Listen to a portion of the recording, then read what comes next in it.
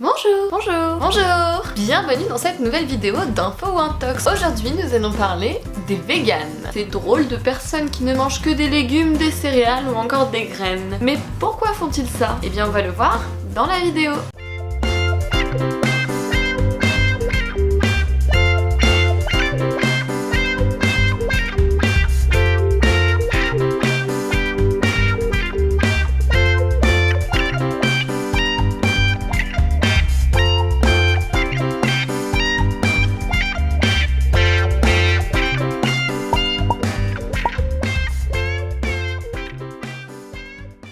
Le véganisme est un mouvement politique. Info ou Intox?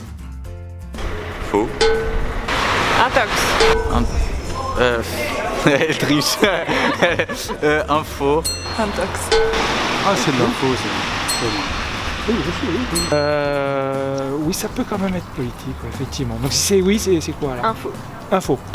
Et oui, c'est une info. Alors qu'est-ce que le véganisme exactement? C'est un mode de vie qui consiste à bannir, dans la mesure du possible, tous les produits issus de l'exploitation animale. Que ça soit d'un point de vue alimentaire ou au quotidien, dans les produits ménagers, les produits cosmétiques, les vêtements, ou encore en boycottant les industries de loisirs qui se basent sur l'exploitation animale, comme les delphinariums ou les cirques, avec animaux bien sûr. L'exploitation animale est présente partout autour de nous et le mouvement vegan a pour but de s'en départir au maximum. Si je dis dans la mesure du possible, c'est qu'aujourd'hui on ne peut pas être 100% vegan dans notre société. C'est pas possible.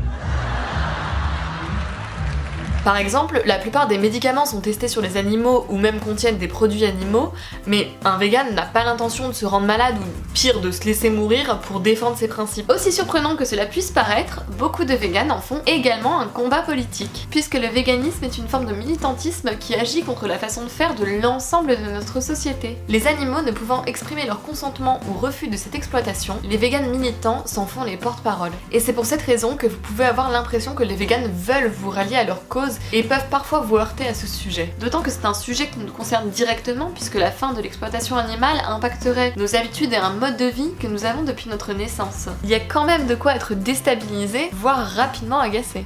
C'est-à-dire que là, vous êtes lourd. Les véganes ne mangent pas de gluten. Info ou Intox? Intox. Je dirais Intox aussi. Intox. Intox. Vrai. Bah c'est connecté généralement, mais c'est la même sorte de personne, mais intox. Non, non, non, non, non, non, non, non, non, non, non, non, non, non, non.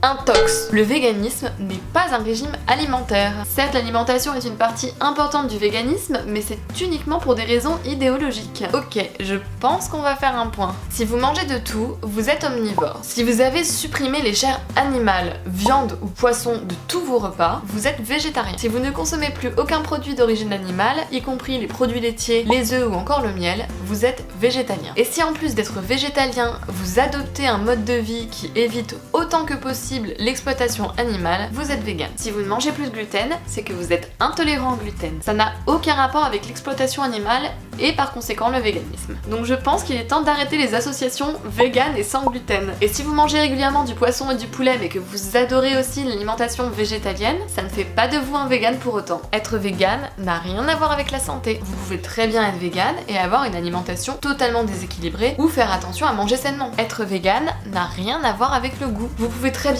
adorer le saucisson mais choisir de ne plus en manger car vous êtes contre l'exploitation animale. Malheureusement, certains médias ont tendance à faire un parallèle entre santé et véganisme, ce qui le rend en ce moment très à la mode.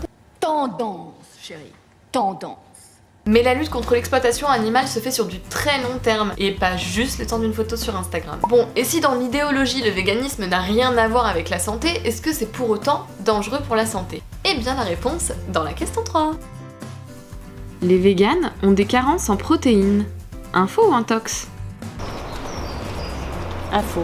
Je pense que c'est plutôt une info. Intox. Je dirais intox. Je dirais Intox. Intox. Intox. Pour avoir des carences en protéines dans notre société, il faut vraiment y aller. Par exemple, en arrêtant de manger. La société occidentale a une alimentation surprotéinée, c'est-à-dire qu'on mange beaucoup plus de protéines que ce dont on a besoin. Selon l'ANSES, les protéines, qu'elles soient d'origine animale ou végétale, végétales permettent d'apporter tous les acides aminés nécessaires à une alimentation équilibrée. Cet organisme conseille néanmoins d'associer céréales et légumineuses pendant les repas. En effet, dans certains végétaux, les acides aminés peuvent être présents en quantité plus faible et non en quantité zéro. C'est une théorie qui fait encore débat dans la communauté scientifique aujourd'hui et les avis sont un peu divergents. La plupart des organismes s'accordent à dire qu'il n'est pas obligatoire d'associer ces ingrédients, mais qu'il pourrait être plus bénéfique de le faire. Faites comme vous voulez, moi ça m'est égal. Mais sachez que des aliments comme le quinoa ou le soja contiennent les 8 acides aminés essentiels et en quantité suffisante pour notre organisme. En réalité, l'important c'est d'avoir une alimentation variée. Vous n'avez pas vraiment de soucis à vous faire. À une exception près, la vitamine B12. Et pour le coup, il sera nécessaire de vous supplémenter en B12. Ce n'est pas une option.